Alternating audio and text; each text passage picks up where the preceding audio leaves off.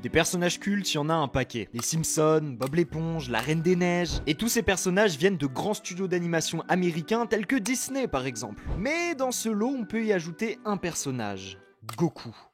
Sa particularité à lui, c'est qu'il n'est pas américain, il nous vient tout droit du Japon, de l'autre côté du monde. Mais alors qu'est-ce qu'il fout là ? Goku doit évidemment sa renommée au célèbre manga Dragon Ball, mais surtout à son adaptation animée qui, sortie en 86, a su mettre tout le monde d'accord sur le potentiel qu'avait l'animation japonaise. Je suis trop content parce qu'aujourd'hui je vais enfin vous parler de l'animation japonaise et bon Dieu qu'il y en a des choses à dire, donc installez-vous confortablement et en route vers le pays où on peut acheter des culottes sales en libre service. Bon, en vrai c'est assez compliqué de dater parfaitement le début de l'animation japonaise, bien que le premier film d'animation japonais ayant vu le jour serait Imokawa Mukuzo Genkanban no Maki, ou l'histoire du concierge Imokawa Mukuzo.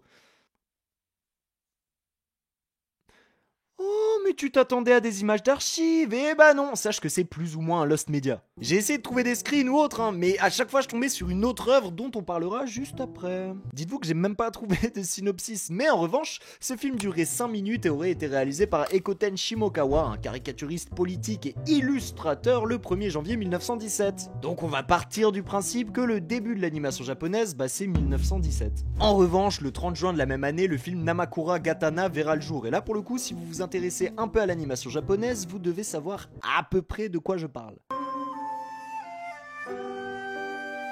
Beaucoup de personnes vont d'ailleurs considérer ce film réalisé par Junichi Kochi comme le premier film d'animation japonaise. Et Junichi Kochi sera d'ailleurs considéré comme l'animateur le plus technique des années 10, notamment grâce aux 15 films qu'il aurait fait. En vrai, on compte 3 noms de cette époque un peu floue de l'animation japonaise. Ekoten Shimokawa, Junichi Kochi, mais aussi Seitaro Kitayama. Le souci avec cette époque, c'est qu'il y a peu d'œuvres qui ont réussi à parvenir jusqu'à nous. En gros, les bobines utilisées étaient vendues à des petits cinémas, puis découpées et vendues en petites bandes et parfois même en image par image. Et du coup, c'est un peu rageant de se dire qu'on n'a plus vraiment de traces de tout ça. Bon, j'avoue, je vous ai un peu menti en vous disant que le début de l'animation japonaise, c'était en 1917.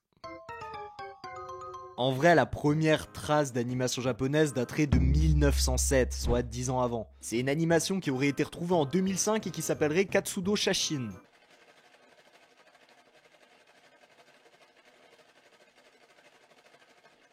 Elle aurait été faite sur un ruban de celluloïd et contiendrait seulement 50 images. Et là, pour le coup, l'auteur, inconnu au bataillon, le pauvre. Ah, et si vous vous demandez ce que c'est le celluloïd, en gros, c'est la première matière plastique qui a été créée. Et un petit exemple, les balles de ping-pong. C'est du celluloïd. Nous voici dans les années 20. Ah, les années 20. Mais attends, mais c'est horrible, les années 20. La Première Guerre mondiale est passée et pour le moment, le monde est en paix. Wouh! Vive la paix! Et du côté de l'animation japonaise, on aura quelques petites avancées, notamment du côté de Seitaro Kitayama et Junichi Kochi qui créeront tous les deux leur propre studio d'animation. Alors dit comme ça paraît pas si ouf, mais en vrai faut bien comprendre que c'est les premiers studios d'animation japonaise. Et pour le coup, ils ont pas été très glorieux quoi. Le premier studio qui verra le jour, ce sera celui de Kitayama en 1921 qui s'appellera très sobrement Studio d'animation Kitayama. Tu peux difficilement faire plus simple quand même là. Ouais. 2 ans.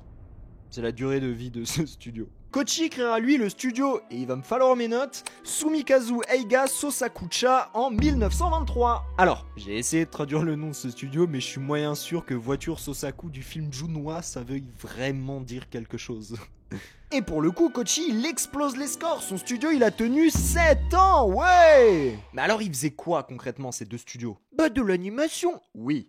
Mais remettons dans le contexte. Nos pionniers de l'animation étaient fortement inspirés par ce qui se faisait dans l'Occident, notamment avec Disney et compagnie. Mais malheureusement, c'est pas vraiment ce qu'ils faisaient. En gros, ils faisaient littéralement des courts-métrages de propagande pour l'armée japonaise.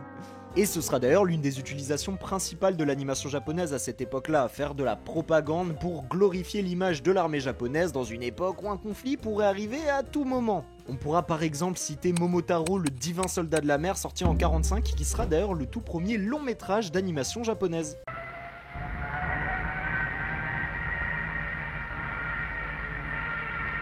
C'est d'ailleurs ce film qui va inspirer beaucoup de mangaka de l'après-guerre, notamment grâce à son côté à la fois très sérieux pour les adultes, mais très divertissant pour les jeunes. Et en même temps, j'ai envie de te dire, fallait bien redorer l'image de l'armée de l'après-guerre auprès des jeunes, justement.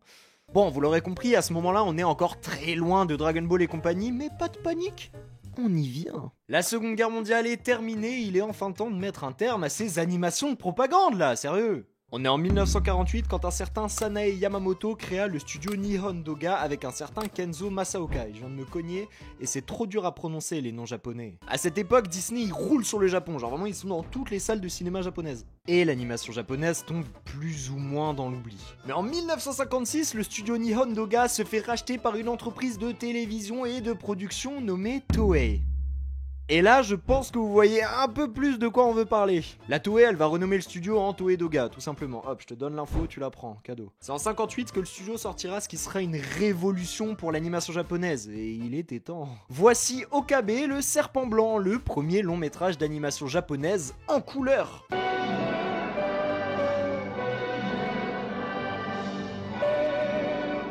Et c'est pas tout, le film il sera même distribué aux États-Unis en 61. En vrai, on est sur un vrai petit succès, moi je vous le dis. À ce moment-là, on peut se dire que l'animation japonaise commence un peu à reprendre en crédibilité, mais en vrai, on va pas se mentir, ils font du Disney, mais en moins bien. C'est-à-dire que tu prends une comédie musicale, tu prends des animaux, pouf, t'as Bambi, tu renommes le truc et t'as Okabe, le serpent blanc.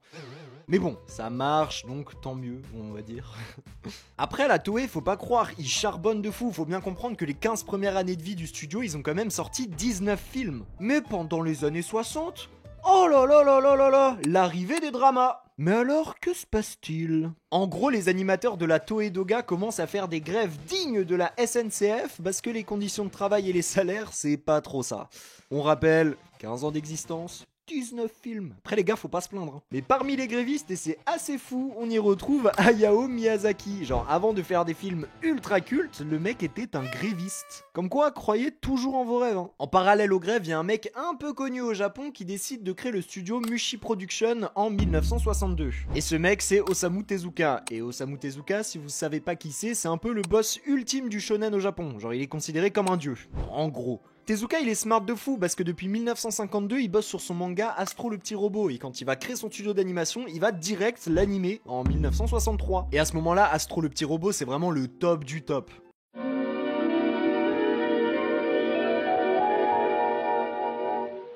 Ce sera d'ailleurs la toute première série animée japonaise populaire à la télé. En gros, le premier animé à succès. Mais attention, ce sera pas le premier animé à voir le jour. Ce titre, il revient à Manga Calendar en 1962 et c'est un animé qui retrace des événements historiques, en gros. Faut bien comprendre qu'Astro, c'est la révolution. C'est la première fois dans l'animation japonaise qu'on va suivre des héros sur plusieurs épisodes. Et évidemment, l'animé sera adapté aux États-Unis en 1964. Pour l'anecdote, le studio Mushi Production sera aussi à l'origine du Roi Léo, qui est à l'origine du Roi Lion. Tout simplement. Vous l'aurez compris, à cette époque, ça y est, l'animation japonaise, elle commence vraiment à être en place. Dans les années 70, tout va changer. La Toei va arrêter de faire du Disney en moins bien pour prendre exemple sur Mushi Production, c'est-à-dire faire des animés pour la télé. Faut dire que le marché est plus intéressant. Cela dit, la Toei, ils arrêtent de faire comme Disney pour essayer de faire comme Mushi Production. Genre les gars, essayez de trouver votre truc, je sais pas, c'est une dinguerie, démarquez-vous. Pendant ce temps, du côté de Mushi, c'est la faillite. En 73, il n'y a plus d'argent. Allez, merci, au revoir. Mais cette faillite, elle sera très bénéfique parce que ça permettra de donner un nouveau souffle à l'animation japonaise, notamment avec l'émergence de nouveaux studios et de nouveaux animateurs. On pourra d'ailleurs noter la série Heidi de 74 faite par le studio Zuyo Eizo. Et d'ailleurs, le succès d'Heidi va permettre à notre gréviste préféré Miyazaki de prendre un peu plus de place dans l'animation japonaise. En parallèle, le Weekly Shonen Jump et d'autres magazines de prépublication de manga vont avoir un impact de fou, étant donné que les séries qui sont à l'intérieur vont être animés, comme Ashita no Joe par exemple.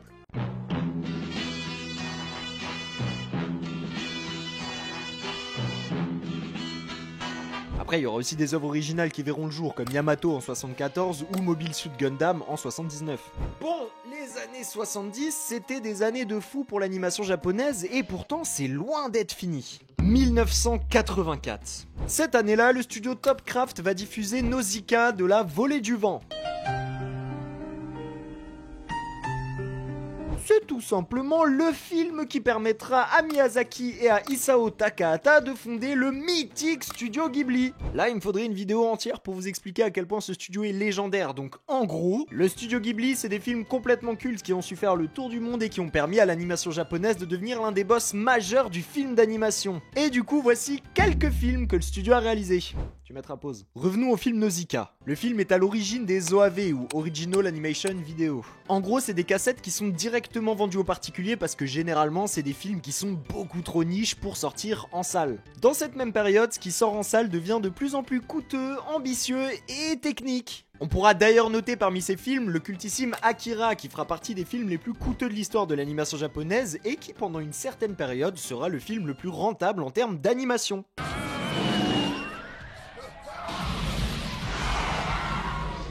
À la fin des années 80, c'est le film Kiki la petite sorcière qui saura se hisser au sommet du box-office en rapportant plus de 31 millions d'euros pour un budget de 5,6 millions. Pendant ce temps, à la télé japonaise, il y a un personnage qui est en train de tout niquer. Et pour le coup, ce personnage, je mourrais d'envie de vous en parler parce que c'est tout simplement Goku. On est en 1984 quand Akira Toriyama crée le légendaire manga Dragon Ball. Et ce sera 2 ans plus tôt, donc en 1986, que la Toei décidera d'adapter le manga en animé. Et là, évidemment, comme pour le studio Ghibli, il me faudrait une vidéo entière pour vous expliquer à quel point Dragon Ball a eu un impact dingue.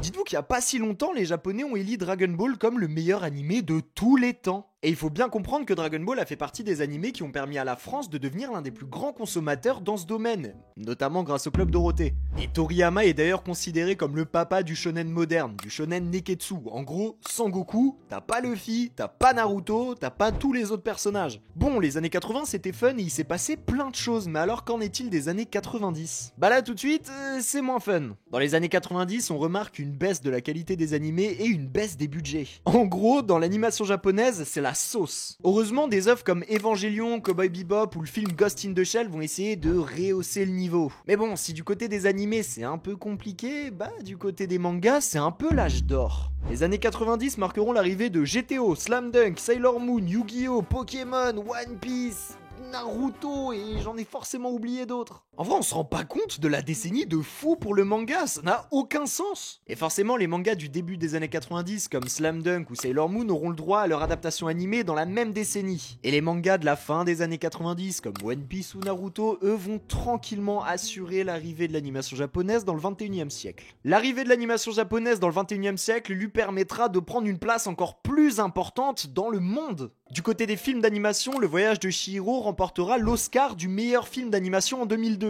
Comprenez bien que c'est littéralement la meilleure récompense possible et imaginable pour un film d'animation. Et en 2004, le film Ghost in the Shell 2 sera sélectionné au Festival de Cannes. À partir de là, on ressent de plus en plus que l'animation japonaise devient mondiale, c'est incroyable. Du côté des animés, les années 2000 marqueront l'arrivée de One Piece, Naruto ou encore Bleach, 3 big boss du manga. Pour ce qui est des années 2010 et 2020, globalement, l'histoire va un peu se répéter. Le studio Ghibli sera toujours au sommet des films d'animation et les autres studios continueront évidemment à adapter nos mangas préférés tels que MHA, Demon Slayer, SNK ou encore Jujutsu Kaisen. On pourra d'ailleurs voir arriver de nouveaux studios qui sont déjà légendaires tels que MAPPA ou 8 Studios par exemple. Je pense sincèrement qu'actuellement l'animation japonaise est au sommet de son art. Les animés prennent évidemment de plus en plus de place et sont en train de remplacer pour certains les dessins animés plus occidentaux. Et en même temps ça se comprend, des animés il en existe pour tous les goûts, du moins niche au plus étrange. Oula.